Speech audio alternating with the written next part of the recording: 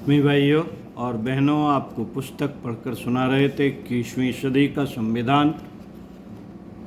मर्यादाओं को पालेंगे, वर्जनाओं से बचेंगे, नागरिक कर्तव्यों का पालन करेंगे और समाजनिष्ठ बने रहेंगे।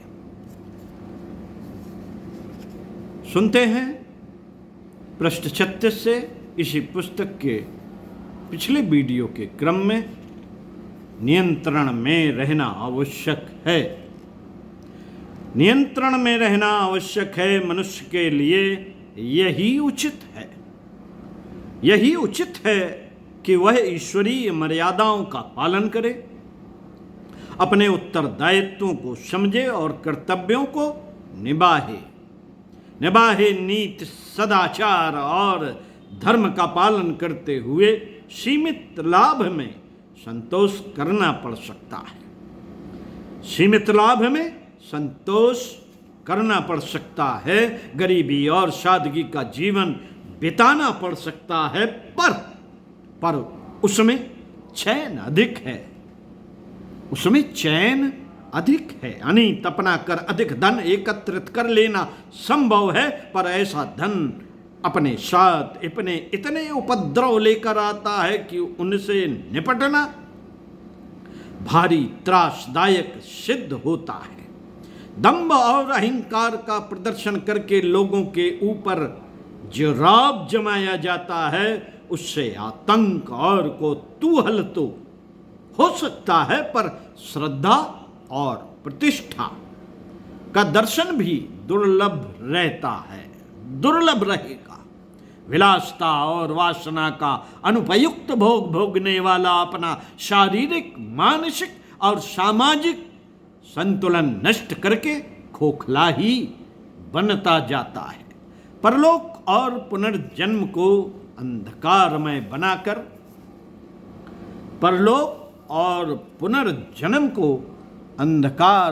बनाकर आत्मा को असंतुष्ट और परमात्मा को अप्रसन्न रखकर क्षणिक सुखों के लिए अनीत का मार्ग अपनाना किसी भी दृष्टि से अदूरदर्शिता पूर्ण नहीं कहा जा सकता। बुद्धिमत्ता इसी में है कि हम धर्म का कर्तव्य पालन का महत्व समझें, सदाचार की मर्यादाओं का उल्लंघन न करें, स्वयं शांतिपूर्वक जिएं और दूसरों को सुखपूर्वक जीने दें। यह सब नियंत्रण की नीति अपनाने से ही संभव हो सकता है। कर्तव्य और धर्म का अंकुश परमात्मा ने हमारे ऊपर इसलिए रखा है कि सन्मार्ग से भटके नहीं। इन नियंत्रणों को तोड़ने की चेष्टा करना अपने और दूसरों के लिए महत्ती विपत्तियों को आमंत्रित करने की मूर्खता करना ही गिना जाएगा। साथियों, समाज में स्वस्थ परंपराएं कायम रहें, उसी से अपनी और सबकी सुविधाएं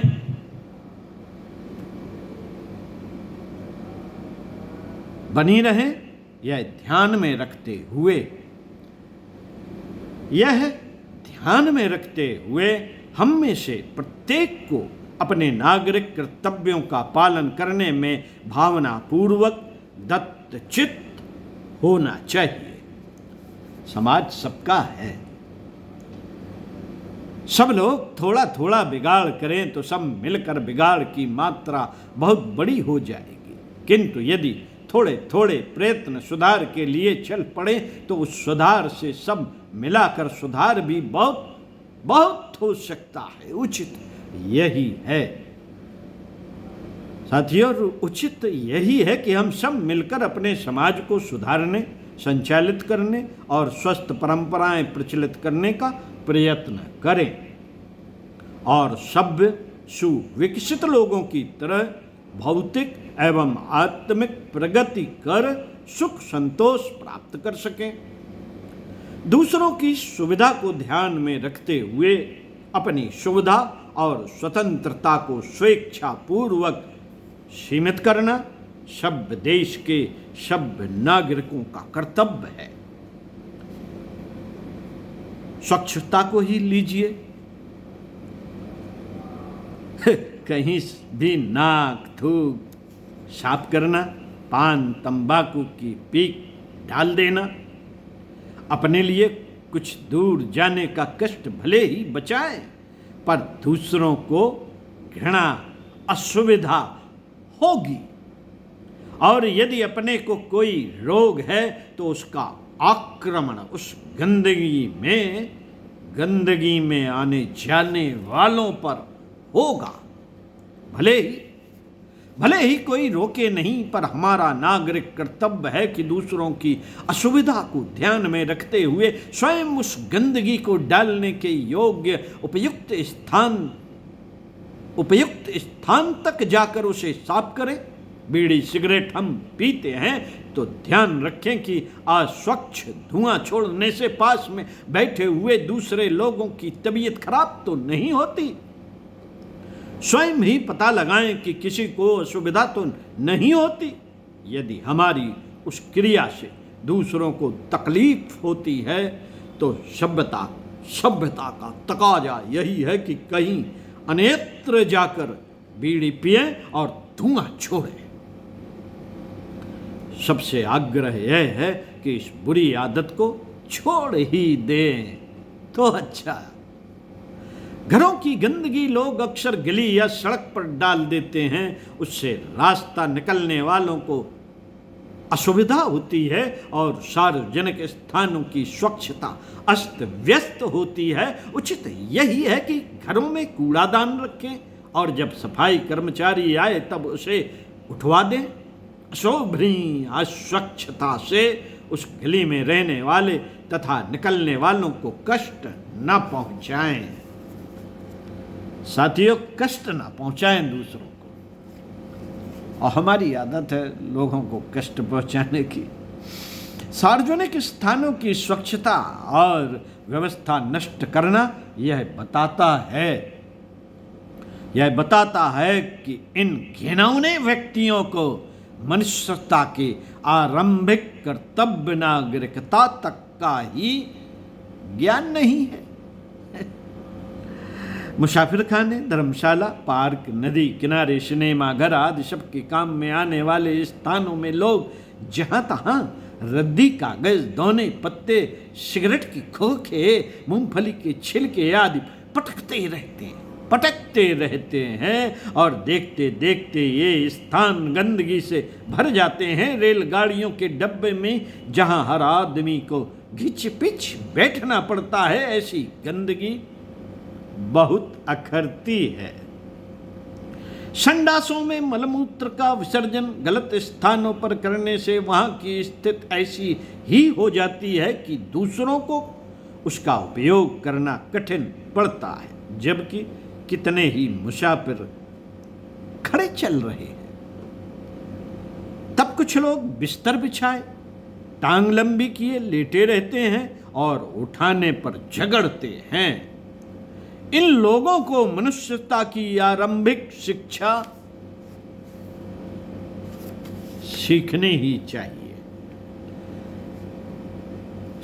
ही चाहिए कि सार्वजनिक उपयोग के स्थान या वस्तुओं का उतना ही उपयोग करें जितना कि अपना हक है। सामान्य डिब्बे बैठने भर के लिए हैं, खाली हो तो कोई लेट भी सकता है, पर जबकि अनेक मुसाफिर खड़े या लटकते चल रहे हैं और चंद लोग लेटने का ऐसा आनंद उठाएं जिसे प्राप्त करने का हक उन्हें नहीं है, तो उसे ढीठता या पशुता ही कहा जाएगा। केले, नारंगी आदि के छिलके लोग यूं ही फेंकते रहते हैं और आए दिन दुर्घटनाएं होती रहती हैं। कितने ही लोग गाय पालते हैं और दूध दुह कर उन्हें आवारा ये समझकर छोड़ देते हैं कि किसी की चीज खाकर अपना पेट भर लाएगी और हमें दूध देगी। गौ माता के प्रति प्रचलित श्रद्धा के आधार पर कोई उसे मारेगा नहीं और अपना काम बन जाएगा। इस तरह वह वह गाय लोगों की वस्तुएं खाकर बिखेर कर दूसरों का रोज नुकसान करती और पिटती कुटती रहती है। इस तरह दूसरों को कष्ट देने तथा स्वयं लाभ उठाने को क्या कहा जाएगा? क्या कहा जाएगा साथियों? प्रश्न है। स्वयं कीर्तन करने का मन है, स्वयं कीर्तन करने का मन है तो अपने घर में पूजा के उपयुक्त मंद स्वर में प्रसन्नता पूर्वक करें, मंद स्वर में करें, पर लाउड स्पीकर लगाकर रात भर धमाल मचाने और पड़ोस के बीमारों, परीक्षार्थियों तथा अन्य लोगों की नींद नष्ट करने वाली ईश्वर भक्ति से भी पहले हमें अपने नागरिक मर्यादाओं और जिम्मेदारियों को समझना चाहिए, जिसका अर्थ है कि दूसरों की सुविधा को ध्यान में रखते हुए अपनी इच्छा को स्वेच्छा पूर्वक सीमाबद्ध करना। वचन का पालन और ईमानदारी का व्यवहार मनुष्य का प्राथमिक एवं नैतिक कर्तव्य है। जिस समय पर जिससे मिलने का कोई वस्तु देने, काम पूरा करने का वचन दिया है, उस वचन को ठीक समय पर पूरा करने का ध्यान रखना चाहिए, ताकि दूसरों को असुविधा का सामना न करना पड़े।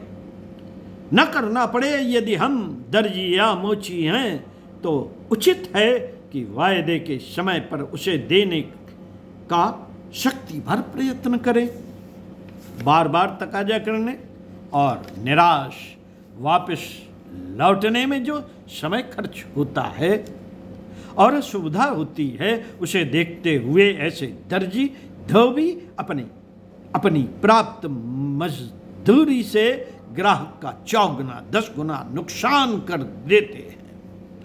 भाषण करना हो तो हमें ठीक समय पर पहुंचना और नियमित समय में ही पूरा करना चाहिए। समय का ध्यान न रखना सुनने वालों के साथ बेइंसाफी है। दावत जिस समय की रखी है उसी समय आरंभ कर देनी चाहिए। मेहमानों को घंटों प्रतीक्षा में बिठाए रहना एक प्रकार से उनका समय बर्बाद करना है, जिसे धन की बर्बादी के समान ही हानिकारक समझा जाना चाहिए। वस्तु का मूल्य और स्वरूप जो बताया गया है वही वस्तुतः होना चाहिए। असली में नकली की मिलावट कर देना, दामों में घिसा-पिटी करके कमी वेशी करना व्यापार करने वालों के लिए सर्वथा अशोभनीय है। घिस कर कमी करना अपनी विश्वसनीयता तथा प्रामाणिकता पर कलंक लगाना है। असली और नकली वस्तुएं अलग अलग बेची जाएं और उनके दाम वैसे ही महंगे सस्ते स्पष्ट किए जाएं तो व्यापारी की शाख बढ़ेगी और ग्राहकों का समय बचेगा तथा संतोष होगा। ईमानदारी घाटे का सौदा नहीं है। ईमानदारी घाटे का सौदा नहीं है। वह प्रामाणिकता एवं विश्वसनीयता की परीक्षा भर चाहती है। इस कसौटी पर सही होना हर व्यवसायी का नागरिक कर्तव्य है। यह कर्तव्य पालन व्यक्ति का सम्मान भी बढ़ाता है और व्यवसाय भी। मित्रों, दूसरों की असुविधा को ध्यान में रखते हुए अपनी सुविधा को सीमाबद्ध रखना, शिष्टता और सभ्यता भरा मधुर व्यवहार करना, मीठे वचन बोलना, वचन का पालन करना, प्रामाणिकता और विश्वस्तता की रीत नीति अपनाना, समाज के प्रति अपनी जिम्मेदारियों को हम में से प्रत्येक को सीखना चाहिए। प्रत्येक को सीखना चाहिए और पूरा करना ही चाहिए। अपने आचरणों से समाज में स्वस्थ परंपराओं का प्रचलन होना चाहिए, ताकि समाज में शिष्ट नागरिकों की तरह हम ठीक तरह से जी सकें और दूसरों को भी जीने दें। पंडित श्री राम शर्मा आचार्य। ओम शांति।